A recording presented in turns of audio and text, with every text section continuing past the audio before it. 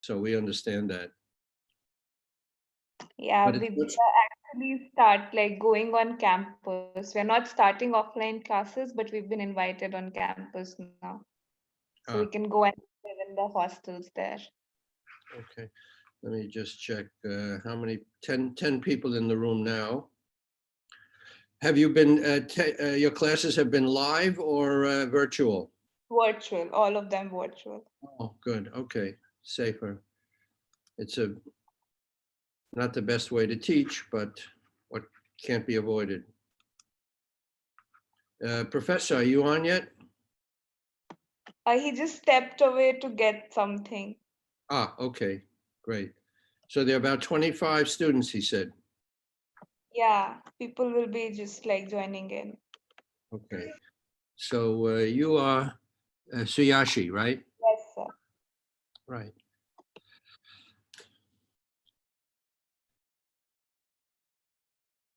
What's the weather like in Chennai now? Chennai is really warm, but like I'm in New Delhi and it's really cold here as of now. Huh, I see. Okay. It's summer there, right? Or spring?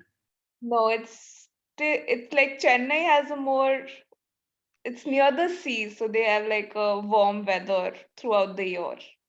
Huh, right. Yeah, I see you're on the East Coast, Southeast Coast.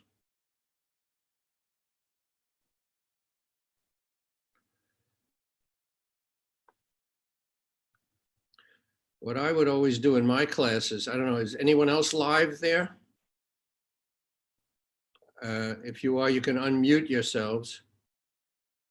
What I would always do is start the discussion before the official class starting time, just to get the talk going, and the people who came in early could start speaking and we could have a discussion about the news. So that's always a good policy.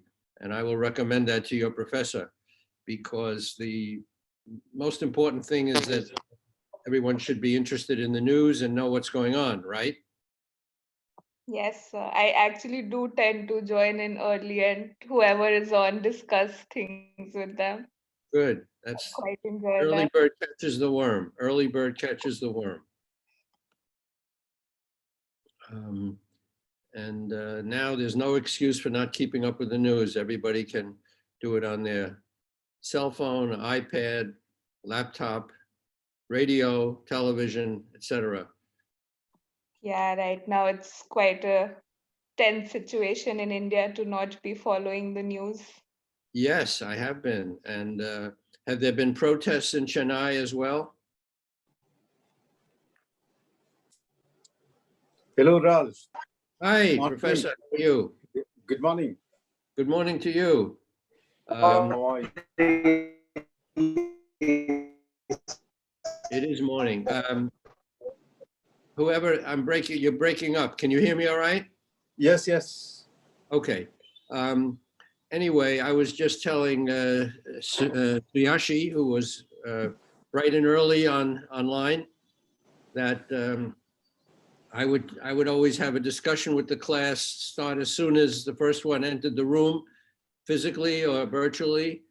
And, we would start the discussion, what was in the news, because journalism students have to know what's going on.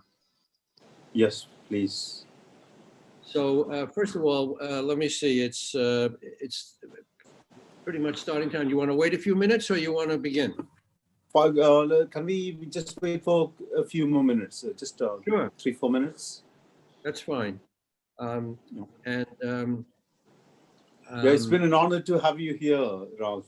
Well, I'm pleased to do it. I spent a lot of my time overseas as a reporter. I was briefly in India in this, I guess, 1970. But most of the time was in South Vietnam and Cambodia. But I love talking to foreign students because you guys are the wave of the future.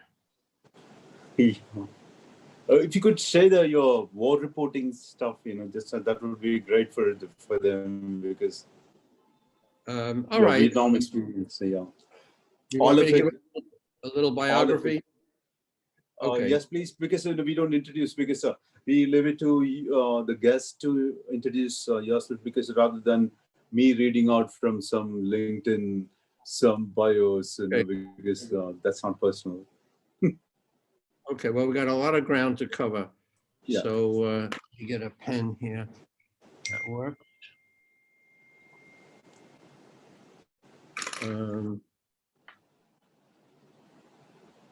How often does the class meet?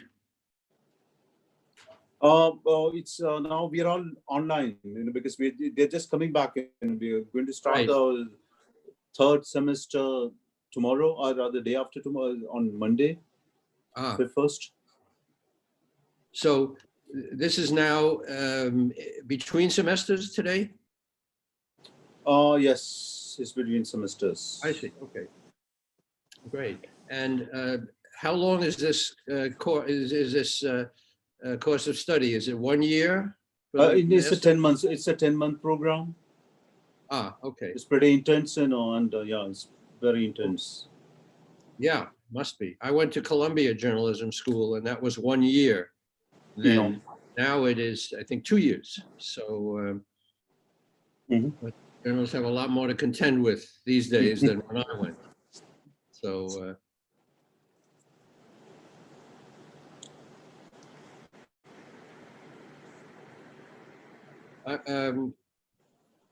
Dev, I'm going to suggest that the students unmute themselves. Oh, there you are. I'm happy to keep the class unmuted if you want, so that anyone can speak up or comment at any time. It's up to you. But if you prefer them to be muted, you tell me. Yeah, we prefer to be muted when you talk. Then it's like I explained, just 30-40 minutes of talking. Then I will open the floor for Okay. us for the Okay. Q&A. Okay. I like as much give and take as possible, but maybe it's No, distracting. it's up to you. It's up to you, Ralph. I tell you what, let's try it unmuted. And if Yes. someone's making noise, the baby is crying in the background, or Yeah, that makes it for we'll have to mute them. Yeah. Actually, that's the problem. There Yes. would be too much noise here. So that is Yeah. why I'm actually muted. Yeah. Okay. You think it's too noisy if everyone is unmuted? Yes, Yes, sir. sir. Yes, sir. Definitely. Okay, we'll mute. We'll mute. Yeah. Chinmay, don't cry. Yeah. Okay. Um, Can we get started then? Mani, can you Mine- start recording, please?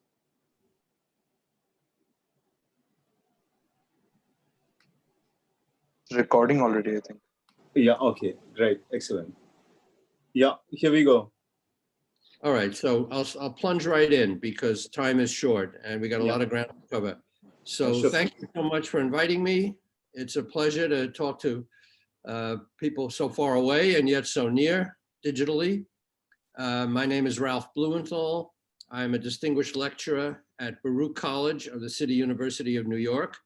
I spent 45 years at the New York Times, retired in 2009, and now I contribute to the New York Times and freelance along with work I do in the archives. So please mute your units, and we'll open it up for discussion later. If someone has something important to say or comment or important question, I like as much give and take as possible. So you're welcome to unmute yourself and interrupt and say, I've got a burning question. Otherwise, we'll leave it to the end. A little bit about me. I grew up in New York. I joined the New York Times in 1964. And one of my first assignments was overseas. I covered the Vietnam War in 68, 69, and then came the war spreading to Cambodia. I was in West Germany before that. And so I spent some time in Southeast Asia. Unfortunately, I didn't get much time in India, but I did cover the birth of Bangladesh from East Pakistan. So I have some familiarity with the area and a great love of Southeast Asian culture. The title is Investigative Reporting in the Digital Age. And the first thing you need to know is investigative reporting in the digital age is not much different than investigative reporting in the pre-digital age. I'll get into that more. The tools are different, but the principles remain the same. Also, I always tell my students, please have a notebook at the ready or a recorder or any way you use to take notes, because I might say something important, not guaranteed, but if there's something that you find significant, you're going to want to take notes. And journalists always have a notebook at the ready to take notes. I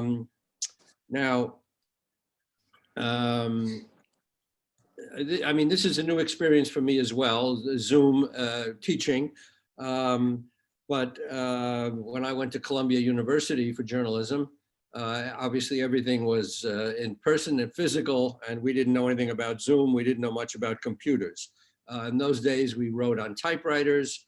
We had to cable our stories in or telex them in to the office. So it's a completely different world. On the other hand, the principles, as I'll describe to you, of investigative reporting remain the same. I don't know, Professor, whether you had a chance to give the students the materials I sent. I included a syllabus. Yeah, I did. Okay, great.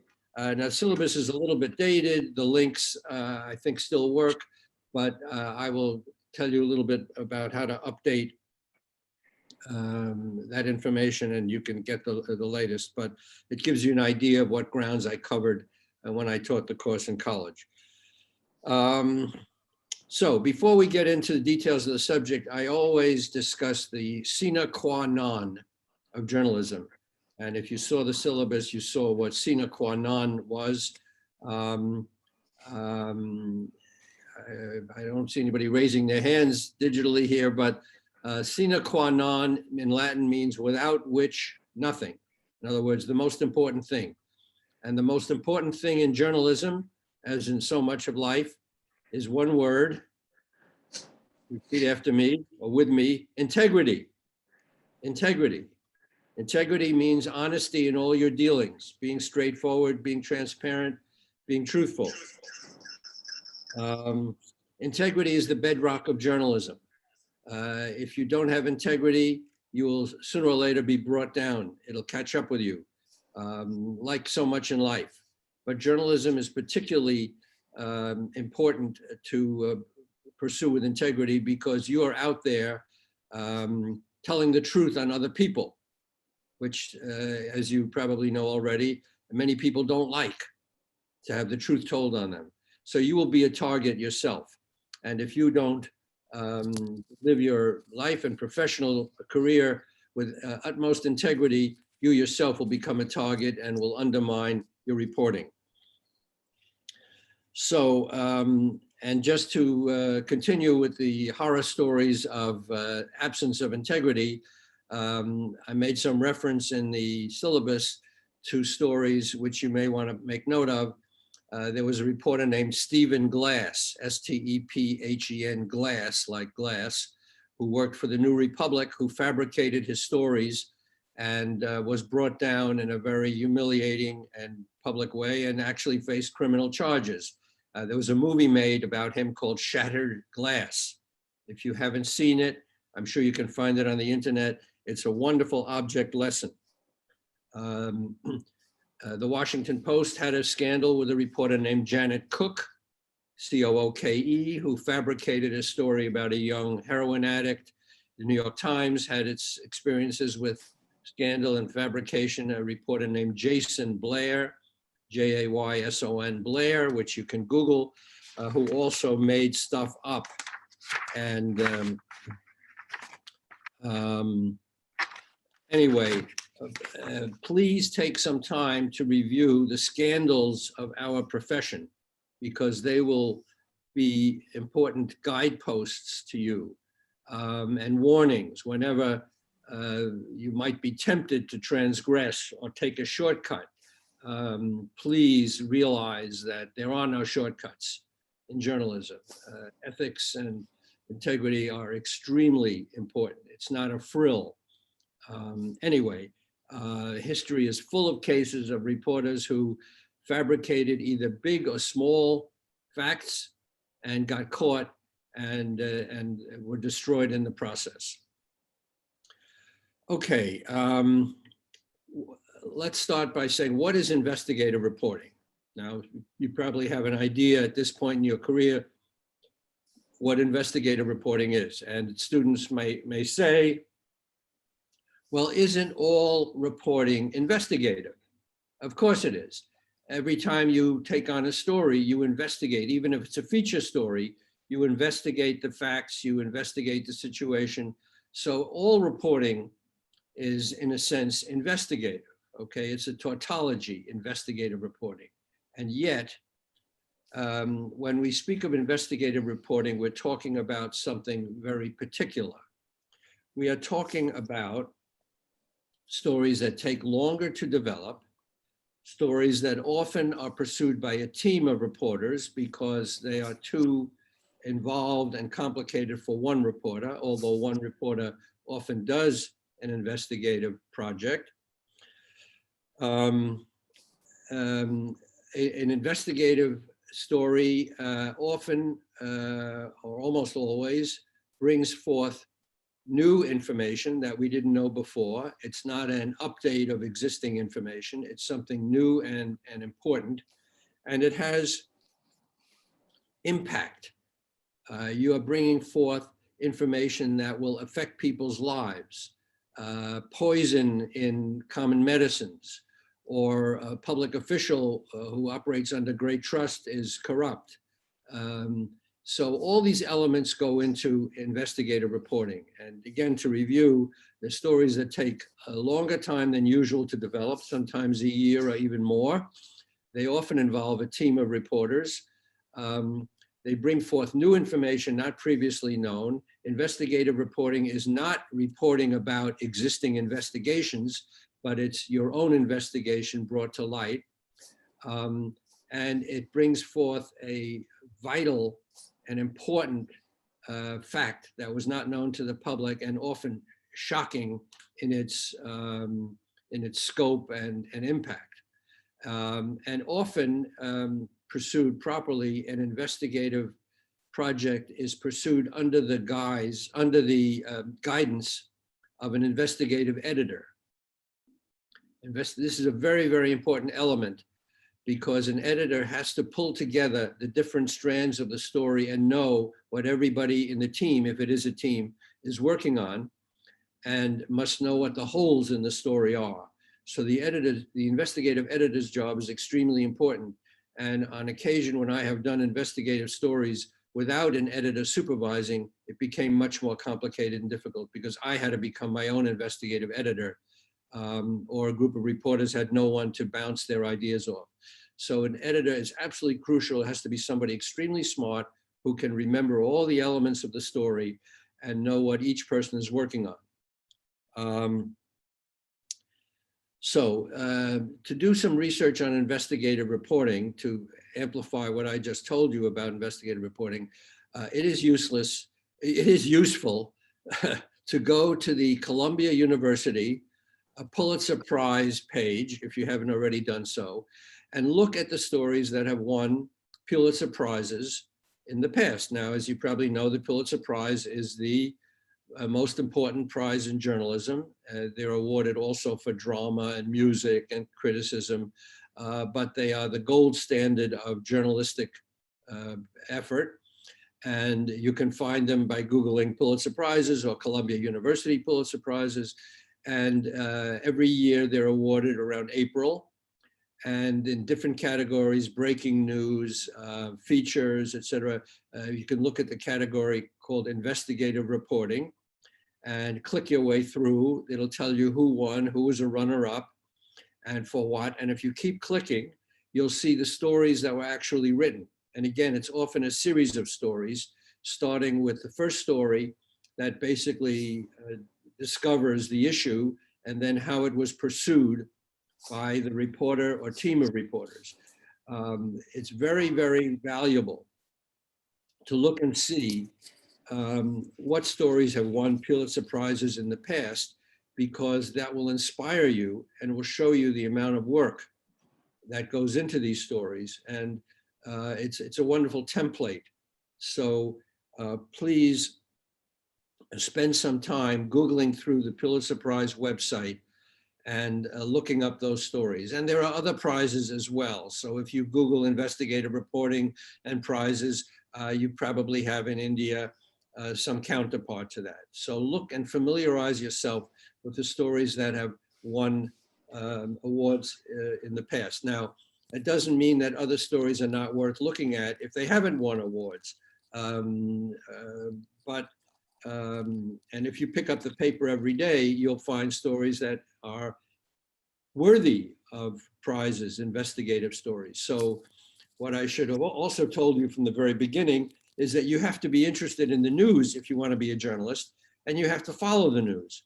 So I would always begin my classes with a discussion of what was going on in the news every day.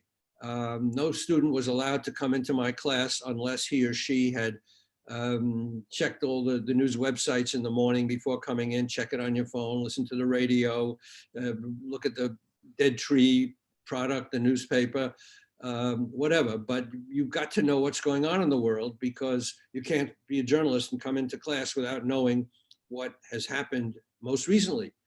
And that includes investigative stories. You'll see an investigative story on the front page almost every day, and ask yourself, how did the reporter gather the facts? What were the issues involved? Is it successful? What are the drawbacks here? What are the holes? What are the flaws in this story? Because they're not all perfect.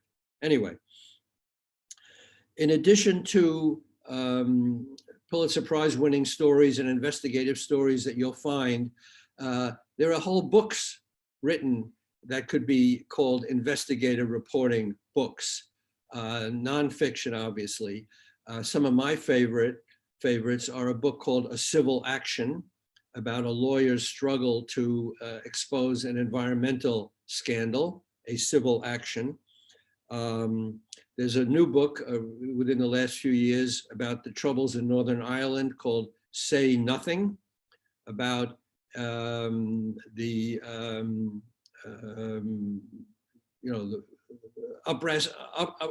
unrest and uproar in Northern Ireland, and the killings, sectarian killings between Catholics and Protestants. It reads like a novel, but it is an investigative project, because the reporter immersed himself in the topic and brings new facts to light, shockingly. There's a book called The Power Broker, about a very important official in New York who basically created the entire infrastructure of New York. His name was Robert Moses. The author is Robert Caro, C-A-R-O, who has taken his life's work, a investigation of the life and work of President Lyndon Johnson. Robert Caro is a great hero to all reporters, because he shows how the job is done. He's written 4 books so far on Lyndon Johnson. His biography project has 1 more book to go. And that is also investigative reporting. A Bright Shining Lie, about the Vietnam War, by Neil Sheehan, who just died, a very eminent reporter for the New York Times. A wonderful story. He spent 17 years on that book. He had a writer's block and finally produced it. It won every prize you could imagine, including the Pulitzer Prize. Again, a work of investigative reporting. And don't neglect movies. There are wonderful, I know India is movie crazy like America, and there are wonderful movies. You probably have them in India as well, but I'm going to reference American movies that deal with journalism, that serve as templates of reporting, particularly perhaps number 1, All the President's Men, about the Washington Post campaign to oust or expose Richard Nixon. Wonderful movie, again, a little dated because it was pre-computer. They did everything with typewriters and telephones, but you get the idea of what goes into investigative reporting. Absence of Malice, another wonderful movie with Paul Newman and Sally Field, about a reporter who goes astray. Silkwood, about a woman who exposed a nuclear mismanagement at a nuclear plant. The French Connection, about drug dealing.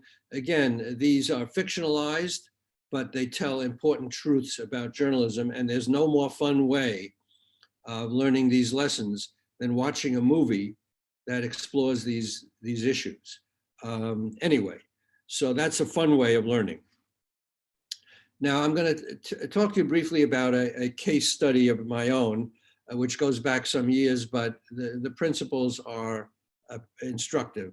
And it's in the syllabus I sent, and you can go back and look at it. I'll give you a little bit of background. In New York, we have something called the Port Authority, the Port Authority of New York and New Jersey. It was in charge of the port, going back to the days when shipping was a bigger industry than it is today, and the port was crucial in the commerce of New York. And whenever there's a big industry, a light bulb should go off in your mind that it brings with it opportunities for corruption and mismanagement. Big institutions and big government entities always carry with them the potential for wrongdoing, and obviously the bigger they are, the more potential for fraud, and therefore the better a target for investigative reporting. So the Port Authority was operating in New York for a long time, and my job as a reporter at that time was to cover the doings of the Port Authority. And by the way, the Port Authority operated out of the World Trade Center. And I was involved in the actual stories about the building and the early days of the World Trade Center, which tragically, as you all know, came down on 9/11. Anyway, I was covering the Port Authority and all the decisions they were making. It was a multi-million-dollar enterprise, and authorities, by the way, are very interesting hybrid creatures. Politicians create them in order to insulate them from ordinary decisions. Authorities have a special role in government because they're not really under one particular political party, and they're not under one government hierarchy or structure. They're hybrids. They're part public, part private. So they operate in secrecy very often, and with their own set of rules. And politicians like them because they insulate the politician from direct responsibilities. He or she can say, well, that's the authority that's doing this. It's not me. So anything with the name authority. We have the Metropolitan Transportation Authority. Look into what an authority is and why politicians create authorities and how they differ from ordinary organs of government. They have a special status. And with that often comes abuse, which is really the point of my story. I was covering the Port Authority, and one day I called to talk to the chairman, who I knew fairly well from my coverage, and his secretary said he wasn't there. And I said, oh, she said indiscreetly, he's getting ready for his trip. And I, naivete and both feigned and actual naivete, she said, oh, he's going on his world trip. Made me, and I'm thankful ever since. Are you getting me all right? Am I coming through? Yeah, okay.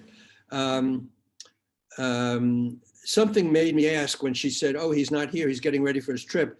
I said, oh, he's taking his wife, right? She said, oh, yes. And I said, and the other commissioners who are going along, they're going with their wives, right? Oh, yes. Well, that got me thinking, why are they taking a trip at public expense? Obviously, it would be with their wives. And I started digging. And that set me on the path of a wonderful series that exposed serious wrongdoing at the Port Authority. As I said, it was a multi-billion-dollar enterprise fueled by tolls paid on the highways, and they had a lot of money and no accountability. So we found out eventually, the New York Times, that they were, the officials of the Port Authority were living like kings. They had a fleet of their own cars. They traveled on shopping trips with helicopters. They they went on world trips with their families.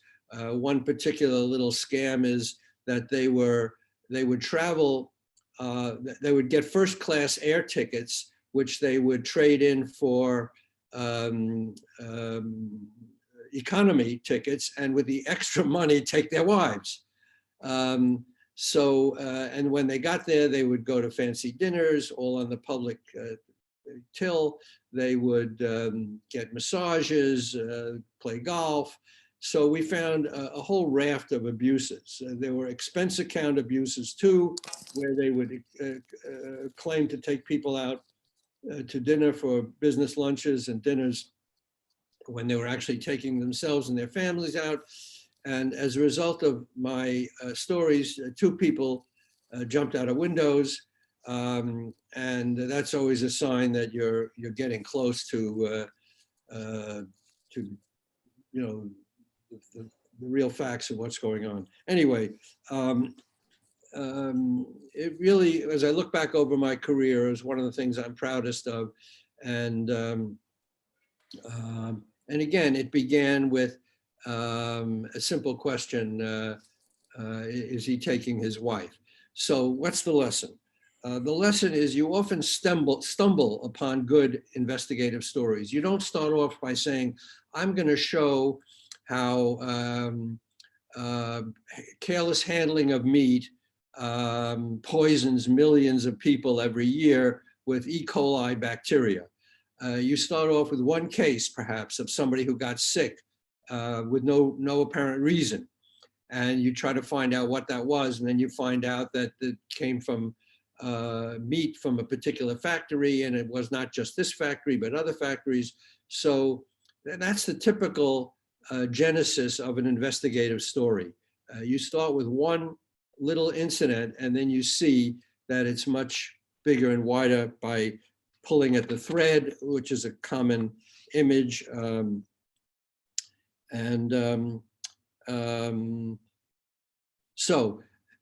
again, I mentioned my naivete at asking the question. You need to have a certain demeanor when you're pursuing these stories. You can't act as if you're uncovering something really big and important, because that scares people. You have to be low key. If someone tells you something that is really quite striking and important, act as if it's not that important at all. Because if you start furiously scribbling in your book, it'll scare people. So these are skills you develop as a journalist in your experience, and you begin to realize how to handle people. Actually, a lot of journalism is knowing how to handle people, how to handle sources, how to get them to cooperate, how to be sympathetic so that they'll cooperate with you. Journalism is not just writing a lead and organizing a story. It's the whole way you run your life, how you're open to people telling you stories, how you interact with people, how you get them to trust you and be worthy of their trust. There's a scene in All the President's Men, if you watch it, where Dustin Hoffman is trying to get information from a woman who's very nervous, and he's desperate to take notes, but he doesn't want to pull out his notebook. So he takes notes in the bathroom. He goes to the bathroom, asks if he could use the bathroom, and takes notes on a matchbook cover. And then at one point he says to the woman, "Oh, I have such a bad memory. You mind if I just I got to take out my notebook and write that down?" So he's always apologizing for taking notes because he does not want to be seen as scribbling furiously. A little trick that journalists learn.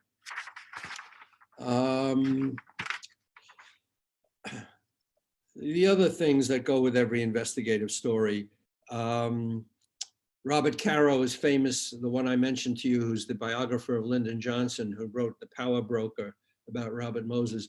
He's famous for saying, turn every page, turn every page. If you get to look at an archive of information, look at all the information that's available to you. Make every possible call. I can't tell you how many stories came together for me at the last minute with a call I made. I really was impatient. I wanted to get going with the story, but I figured, okay, I'll make one last call, and that call proved to be critical. So again, make every call, turn every page, and always obviously be fair. Never tell an untruth, because it'll come back to haunt you. You could be recorded, very common this day and age. So always realize that anything and everything you say could come back in one form or another. So it has to be accurate. You can't tell a lie to advance your story, because it's just a means to an end. You cannot do it. Now, that brings up another question. When you have gathered all your facts for your investigative story, the very last step is to go to your target, go to the person or persons you are investigating and about to expose, and tell them in great detail what you have found. This may sound counterintuitive. You're saying, wait a minute, I'm supposed to tell these people everything I found, so what if they deny it? Well, that's the point. You want them to deny it if in fact they can deny it. That doesn't mean they'll tell you the truth, but you have to let them know what you have found about them so they can correct you if you're wrong. Let's say you've done a big investigative job on a fellow named John Smith. You're about to break the story, and you go to see John Smith and tell him what you found, and he'll say, well, that's not me. There's another John Smith you've confused me with. Well, wouldn't you like to know that before your story runs? That's an obvious situation, but you always want to set forth what you found to your target, to let him or her know, to give them a chance to dispute it. And obviously, if they just deny it and say, no, that's not true, but bring forth no information, it will convince you that you are correct and you can go forward.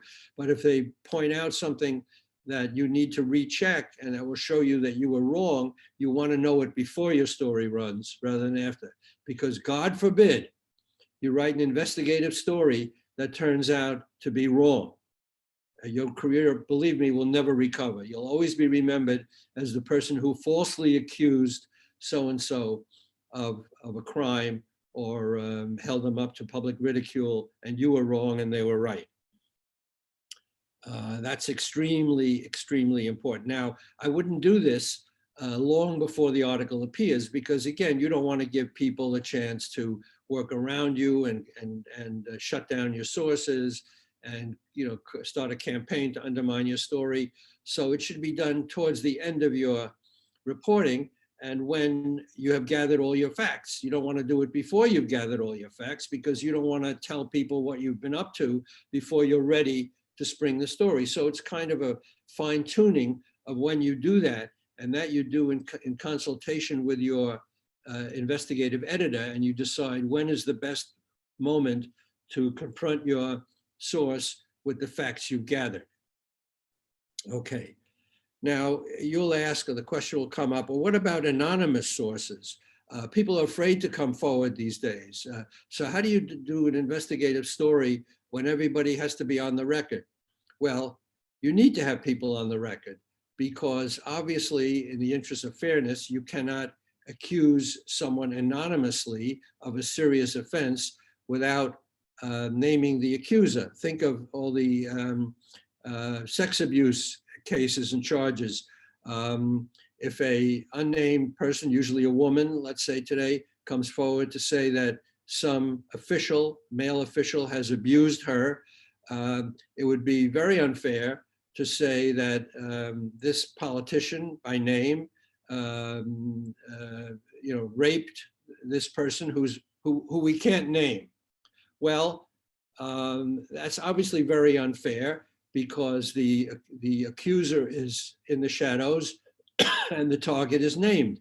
So there's always a problem with anonymous sources. Now, obviously, particularly in cases of sexual attack like this, There's a reason we shield people making the charges, but you have to be very, very careful. And you need multiple sources. And the best way to avoid problems in all cases is to use acknowledged, named sources on the record. And your job as a reporter is to get these people to talk to you on the record and not take their first protestations that they want to be anonymous or on background as their final word. You have to be after them to come forward and allow use of their names. That is a big issue in journalism, and anonymous sources are a increasingly problematic part of our profession, and good news organizations stay away from them. Obviously, in cases of national security or exceptional circumstances, they come into play. But then you need multiple anonymous sources, and they have to be confirmed by people on the record. So as a principle, remember, you want people to speak on the record. And it may take a lot more work, but that's what you need to do. All right. The topic was investigative reporting in the digital age. And you'll say, well, he hasn't talked about the digital age at all. Well, what I've talked about so far is the things that have remained the same in reporting. Back in my day when we worked on typewriters with just telephones, the principles are the same, as you'll recognize. It's the integrity, the need to get your facts straight, to have on the record sources, to go to your target and lay out the information, et cetera, et cetera. That's all, that hasn't changed. What's changed, of course, are the tools of reporting, and it's made your work in many ways a lot easier. We would have been very happy in my day to have the tools you have at your disposal. We had to go to the library to check facts. We had to go to telephone books to look up phone numbers. The world of information is now literally at your fingertips. So, I mean, you have databases, you have the ability to record, to create videos, to look up information at a moment's, split-second notice, et cetera. So, and just think of the opportunities on Facebook. I mean, the professor and I connected on Facebook. If you want to find somebody today, just find them on Facebook, find them on LinkedIn, find them on Instagram. I mean, the possibilities are immense. Imagine, think back to my day when those tools were not available and you had to basically look in phone books to try to find people. So you guys are living charmed lives, whether you realize it or not. Of course, every gift comes with a downside, and the downside is that not all the information you dredge up is accurate, as we know. So there are fake videos, there's fake news, there's all kinds of fraud involved in information on the internet. So you have to handle information very, very carefully and not assume that because you found it on the internet, it's true, obviously. So every gift comes, with its downside. Every rose has its thorns. Now, I don't know, frankly, what the situation is in India, but in America, we have tools that help journalists. We have the Freedom of Information laws that protect information for the public. Information essentially that the government collects is public information, and all you have to do, it's sometimes a big leap, is send a formal letter to a government agency asking for the information, and if it's not privileged in some ways or not national security or not personal, you can get it. I want the last 5 years of minutes of the meetings of the school board, et cetera.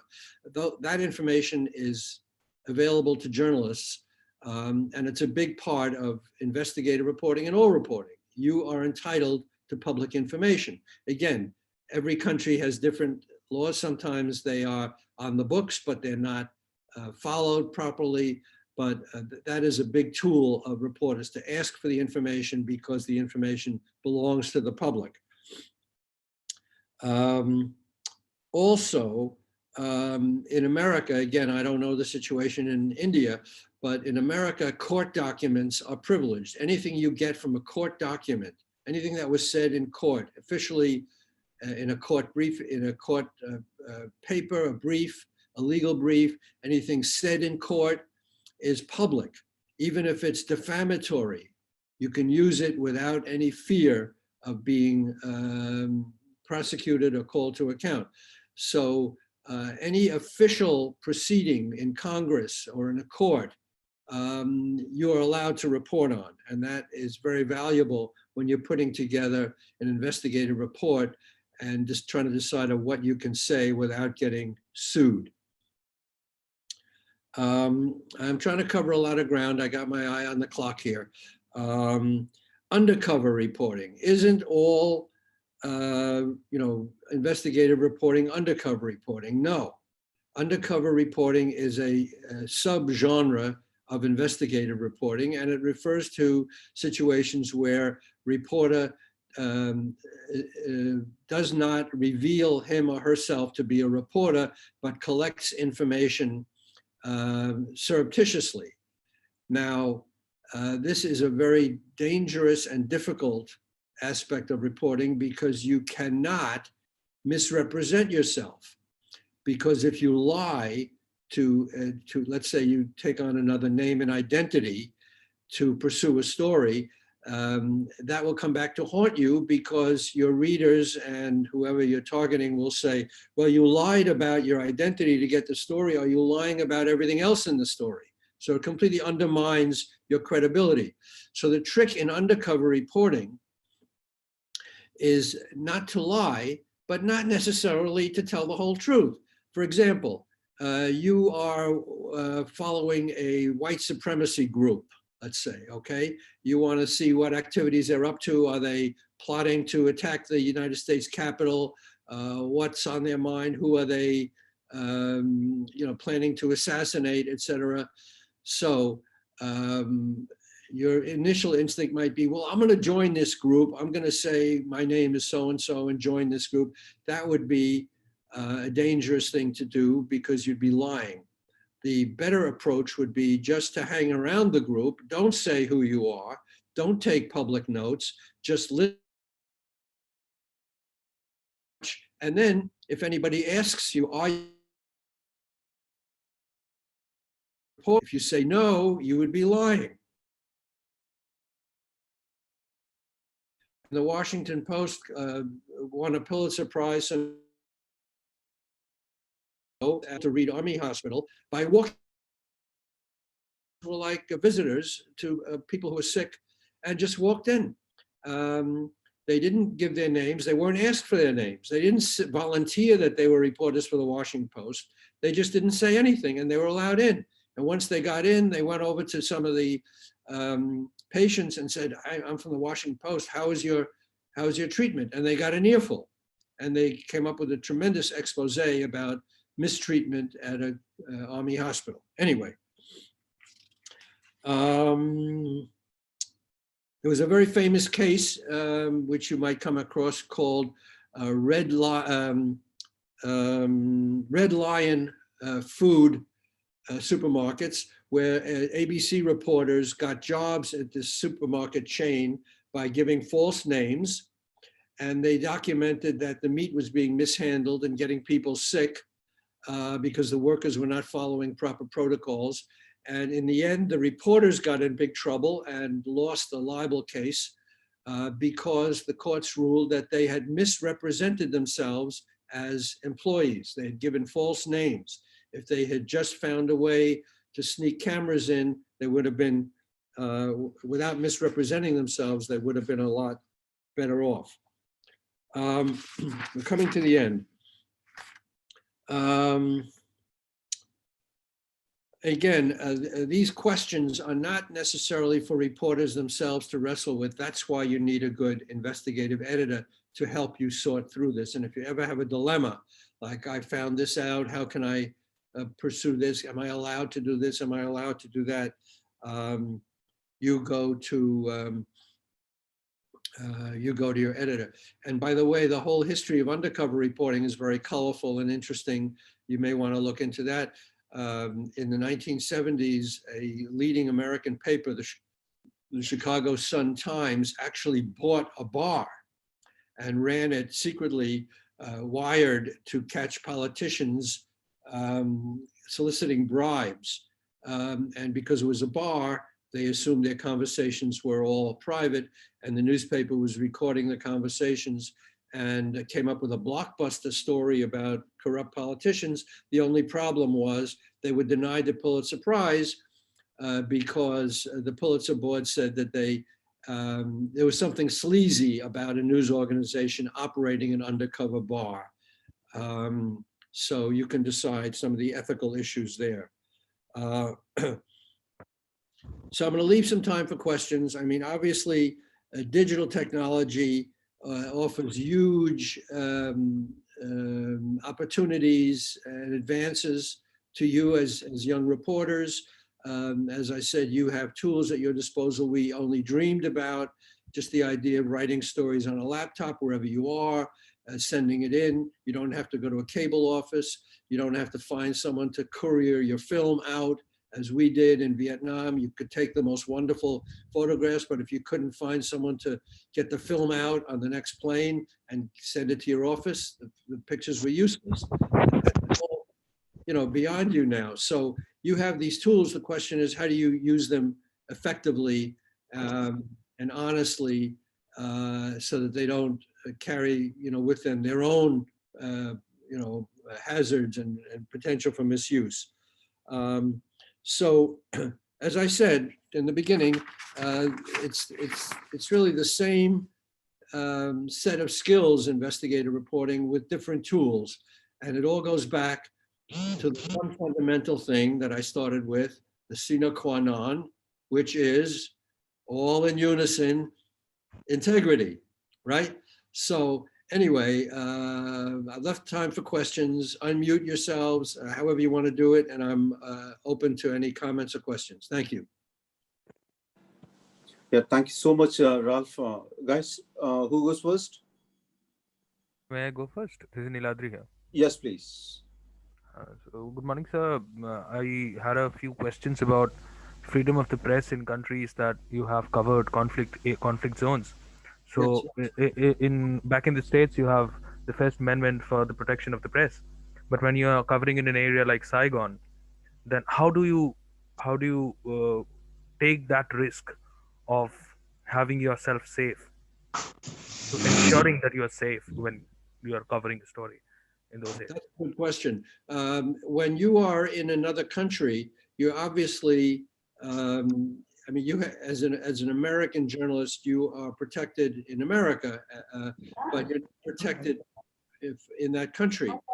So obviously, it's a tough line you have to walk. And in Vietnam, we often had a problem with the government there. We were not physically. I'm going, ma. I'm waiting for to light the lamps and then go. A lot of. Why don't we just mute everybody except the one talking? Thank you. So it's very difficult.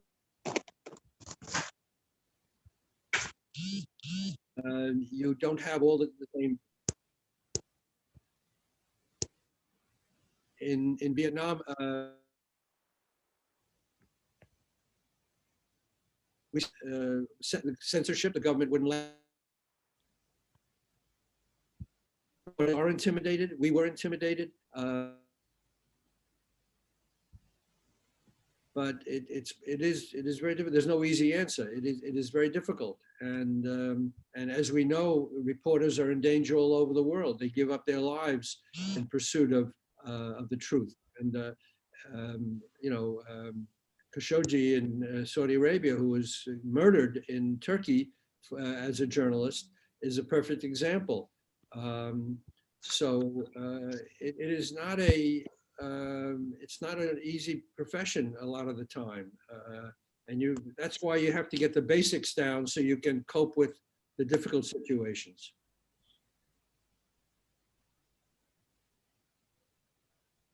Nikita, you can go. Hello. Yeah. So my question was, you said that anonymous sources are an issue when it comes to reporting a story, but during the Trump presidency, most of the exposés were done through anonymous sources. So can you comment on that? Uh, yes, some were anonymous, some were not. I would say that there was a lot of fear in the government about speaking on the record against Trump because he was a scary guy. He retaliated. He was a bully. He retaliated against people. Um, some of the information was not anonymous. It came out with names attached, people in the government who were speaking out. So it's in some cases, in cases like Trump is a good example. The hazards of speaking out was so great that we had to rely on anonymous sources, but then not one, but still had to be corroborated by somebody else, and people named as much as possible who could be named. So it's not, it's not an absolute ban on anonymous sources, but they have to be used very, very carefully because they carry the risk of undermining your reporting. Too many anonymous sources and readers lose confidence in your reporting, and the fewer, the better. And it's harder work to get people to talk on the record. And the easy thing might be, let me give you an example, actually. Often when I go to interview somebody, the first thing they say is, okay, I'm going to talk to you off the record. And a neophyte reporter, inexperienced reporter might say, okay, I'll take that. But a more experienced reporter, and what I've learned is to say, no, I can't take that information off the record. I can't take it on background. You have to speak on the record, but there are other people speaking on the record, so you wouldn't be alone. And I'll protect you. I'll make sure that you don't get retaliated. In other words, you try to reassure them. And very often, you will find that the people who start off saying, I'll only talk, off the record, are really eager enough to talk so that they will go on the record with proper assurances. So don't take somebody's off the record request initially as the final word. Also, you brought up an important point about off the record. This is very often misused by journalists and sources. People will tell you something, and at the end of the interview will say, oh, that was off the record. So remember this, off the record is an agreement between a journalist and his or her source. And at the New York Times, actually, strictly, it has to be approved by an editor. So a reporter is not supposed to agree to that, although it often is done on his or her own. But what I'm saying is, it's not a casual thing that you drop into a conversation. This is off the record. The person will say, I will only talk to you off the record. Then you will have to say, well, my instructions are not to take any information off the record. You can either talk to me on the record or not at all. Otherwise, I have to go to my editor for approval. And that starts the conversation. And very often it will end with the person saying, okay, you can use my name, but let me know the quotes you're going to use afterwards, which is okay. I can tell you the quotes I'm going to use. So in other words, don't take it as the final word off the record, and don't throw it around like, okay, that was off the record. This is on the record. That's off the record. Make sure it's a very formalized and agreed upon compact between you and the source. I hope that helps. Mayuri? Yes, so my questions are actually, I have two questions. If there's time, I'll ask both. The first is, how do we sniff out a scandal or a powerful investigative story? Okay, that's a good question. The simple answer is if something doesn't look right or feel right when you're interviewing somebody. Often someone will drop a hint during as I said, you stumble across these things. Somebody gets sick when they shouldn't, have gotten sick.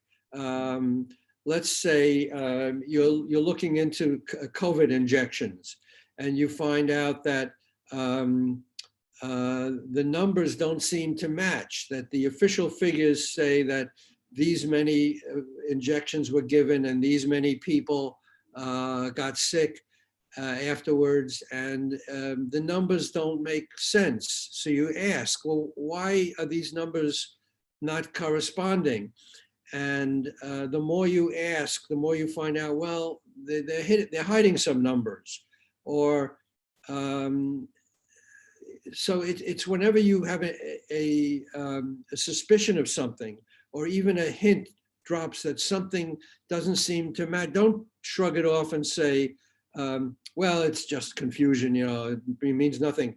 Ask yourself, well, could this mean that someone is hiding something? Could this mean that there's a discrepancy in the figures for a reason? There's no simple formula for sniffing out an investigative story, but you sort of see it, you stumble across it and notice it afterwards. You're thinking it keeps you up at night.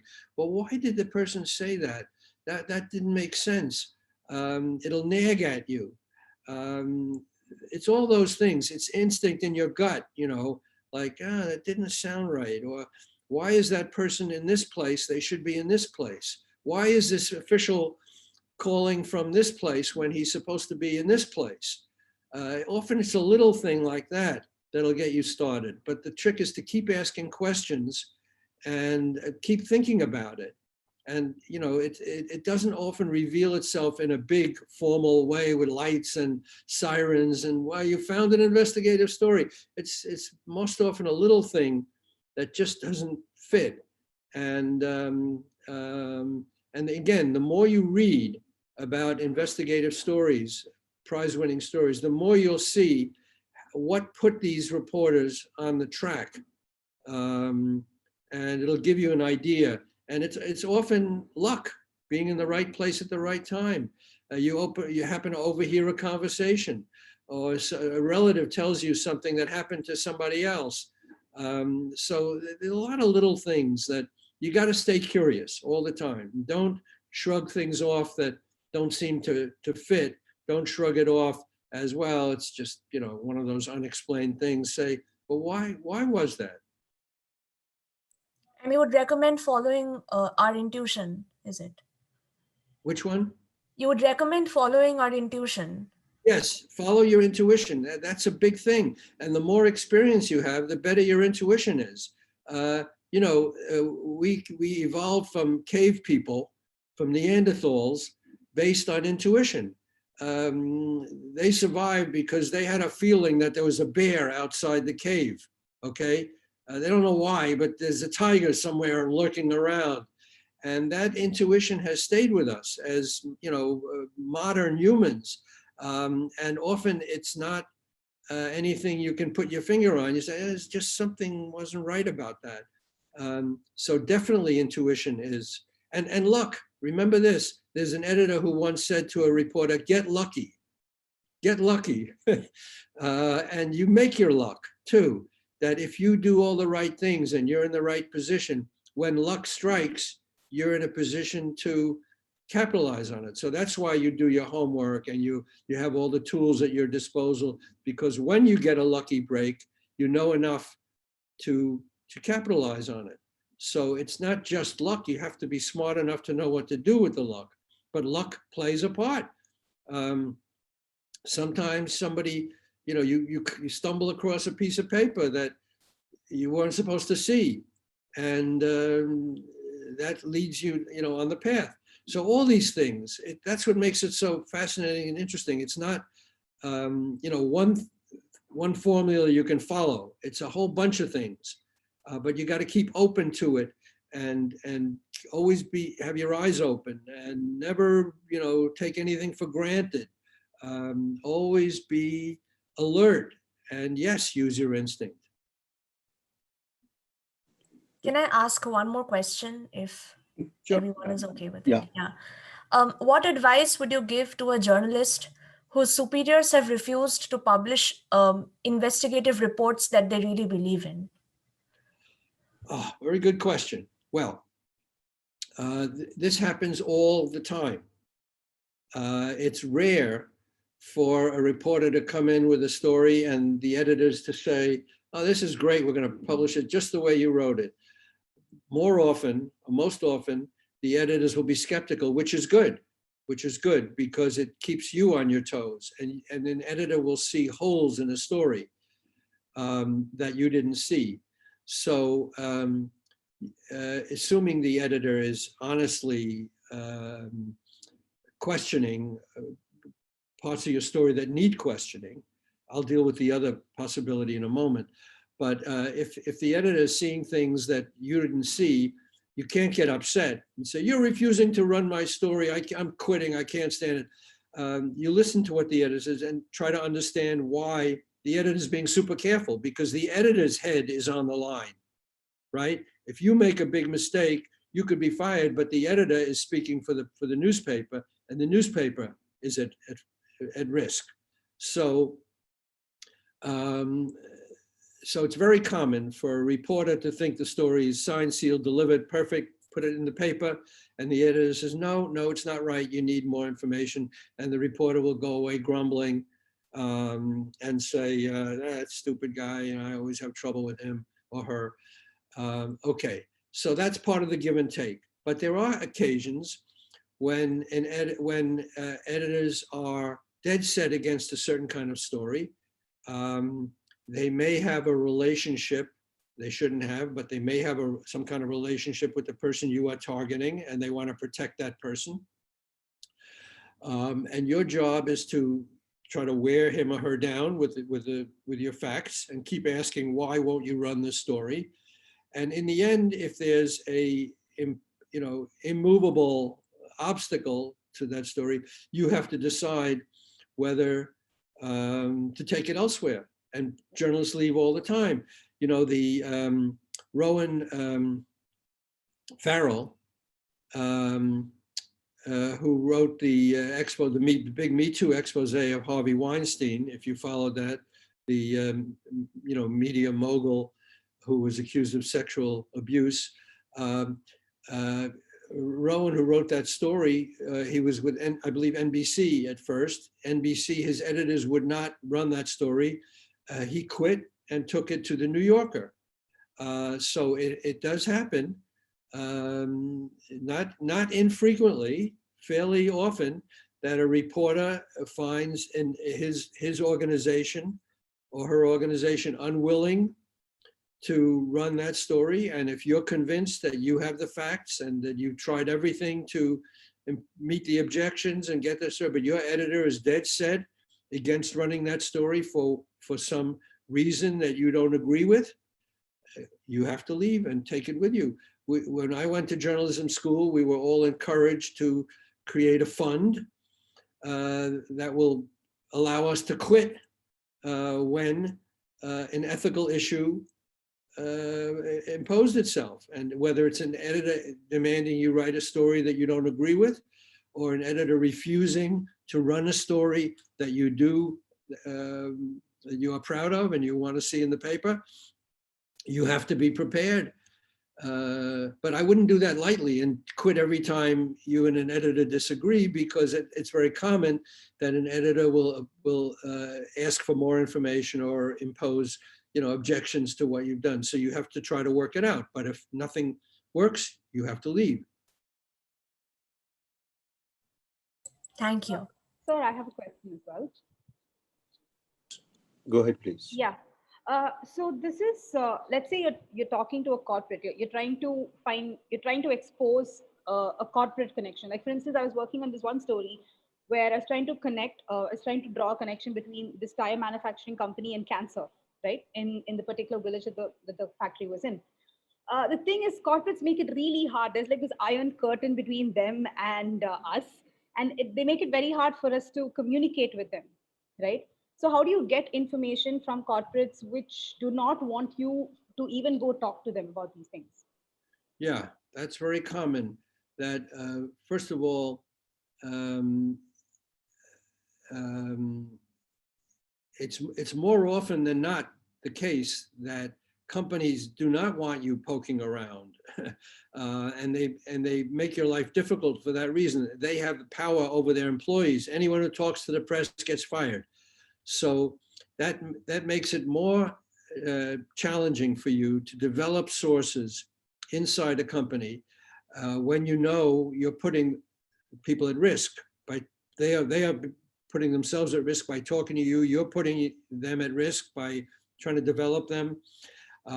But in every company and every government office, there are people who know what's right and wrong and want to see the truth come out.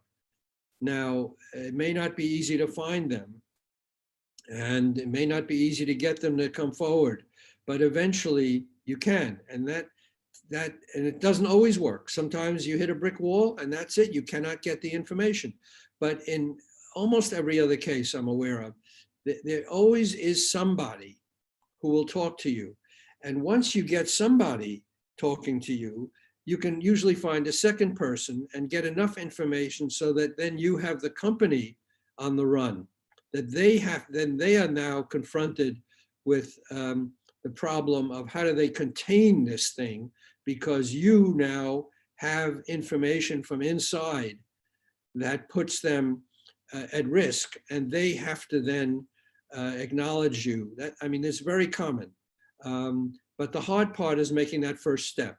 But don't think that because a company won't talk to you, well, that's it. I can't, make any headway. It's just a question of how hard you're willing to work, how much time you're willing to put in. You can hang out at, a restaurant where employees hang out, befriend people, see if you know anybody who knows somebody in the company. I mean, there's all kinds of tricks, cold calling, and sometimes you just, call people in the company and see if they'll talk to you. You might find one who'll know somebody else who will talk to you. So that's very hard because companies, especially companies that are involved in controversial work or doing something wrong, will resist, all your efforts to penetrate. But that's the trick of journalism, to find a source who's willing to talk. And there's almost always somebody somewhere who will help you.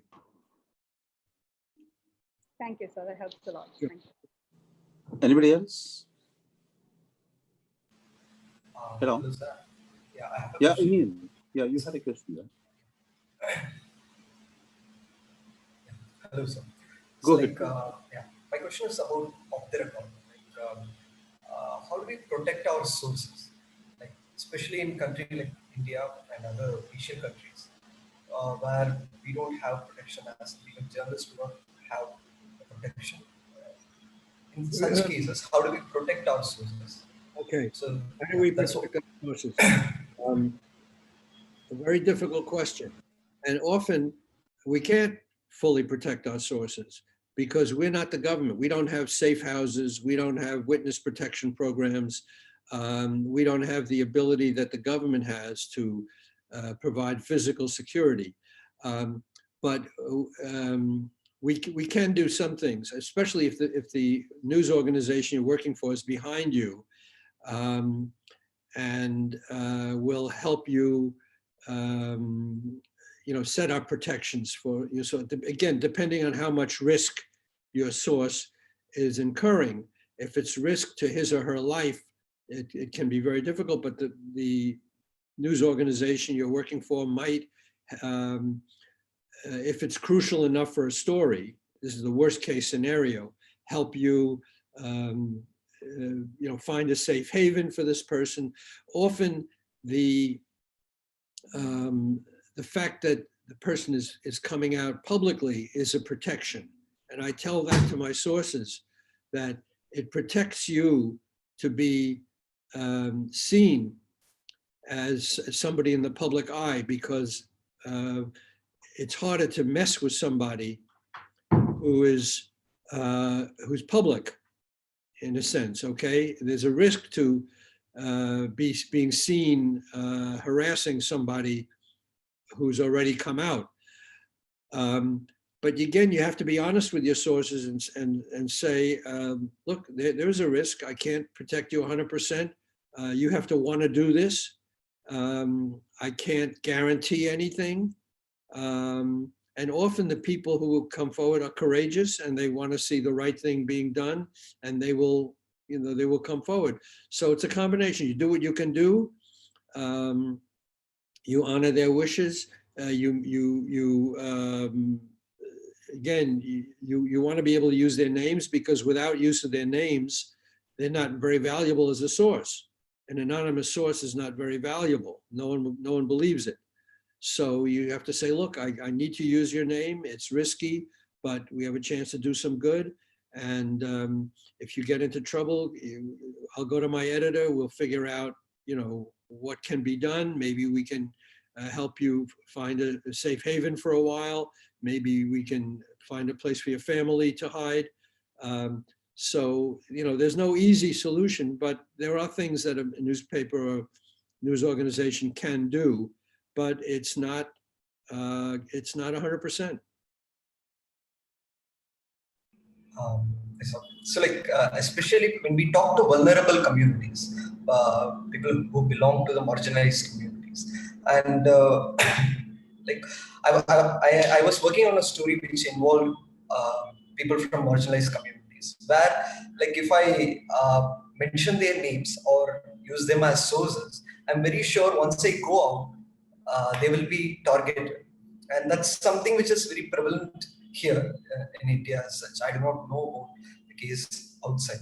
So in such case, do you think applying these rules strictly would help? I missed some of that question. I'm sorry. I understand that you're dealing with targeted communities who are particularly vulnerable, and that is particularly tricky. More than one helps. If you're talking about more than one source, there is protection in numbers. And if you've got 3 or 4 people already, they make a more formidable force than one person alone.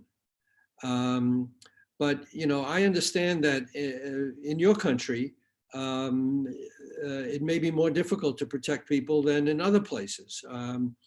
And there are other countries much more dangerous than India, India is a democracy. There are other countries that are not democracies where people are really at risk to speak out, and yet they do,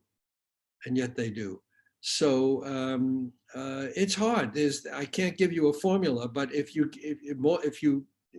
talk to more than one, and maybe the community itself that you're writing about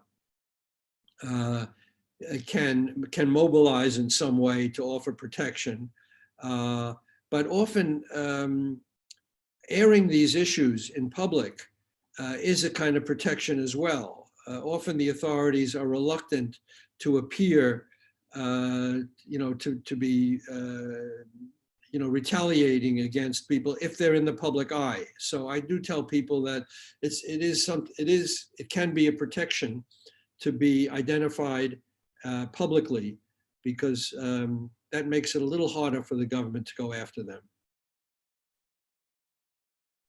Ralph, can you take one last question, please, Ralph? Take one more. Yeah, so I wanted to ask you, what were the challenges you faced during your investigation of the 93 truck bombing at the World Trade Center? Yes, that's a good question. The first challenge was getting the information. By the way, this was the warning signal about 9/11 that nobody realized until it was too late. All the information about the plotting for the 9/11 attacks was available in 93. That was a trial run. And the authorities were not equipped to understand how important that was as a trial run for the 9/11 attacks. The big challenge we had, remember, this came out of the blue. I mean, the fact that a terrorist group was targeting the World Trade Center was unprecedented. Nobody could imagine an attack, a terrorist attack on US soil like this. So in hindsight, we now know all kinds of things, but at the time, no one was equipped to understand the implications. As a reporter covering that story, the hard part was getting law enforcement people, particularly the FBI, to tell us what they were learning, what they were investigating. I was lucky because I had been covering the FBI before that, and I had some very good sources in the FBI who trusted me and who told me what they were finding, including the pieces of the truck that led to the attackers. So again, whenever you're doing a breaking, that's not really an investigative story, that's a breaking news story.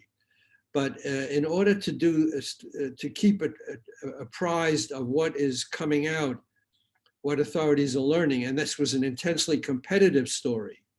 So that's what made it particularly difficult. We were competing against every other news organization. So that boiled down to having good sources in the FBI and the New York Police Department who would talk to us and tell us what was going on, even at the risk of compromising their own investigation. So, and yet it helped them in a way to be seen as, you know, being on top of everything, and the Times is covering, you know, all their great efforts. So there was some benefit for them to be seen, but it also complicated them because we reported on what they were finding out. So that was the big challenge, is finding out what law enforcement was learning and getting them to tell us, because the instinct of law enforcement always is not to talk to the media. So you have to develop good sources, and that only comes with time. Thank you. Yeah, thank you so much, Ralph. It's been wonderful. It's been very informative, and thanks for making time for us.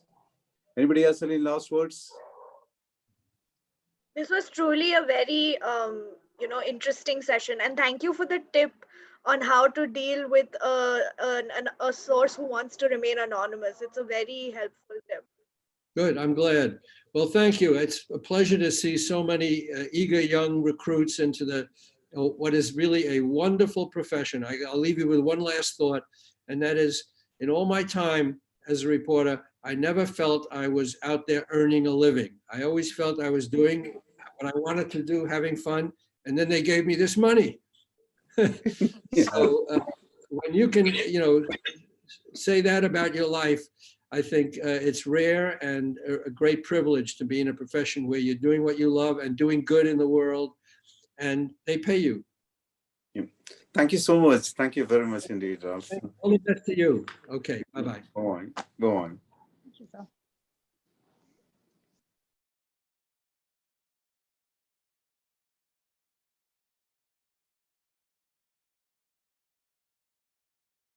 Suyashi.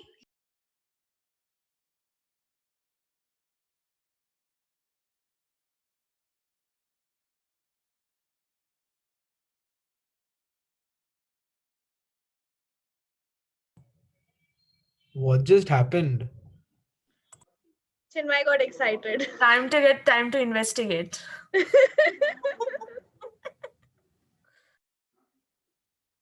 Hi, Sashi sir. Good evening.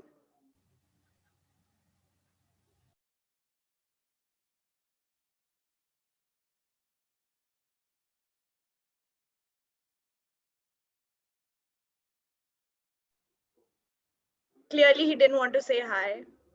Yeah, I would have said hi as well.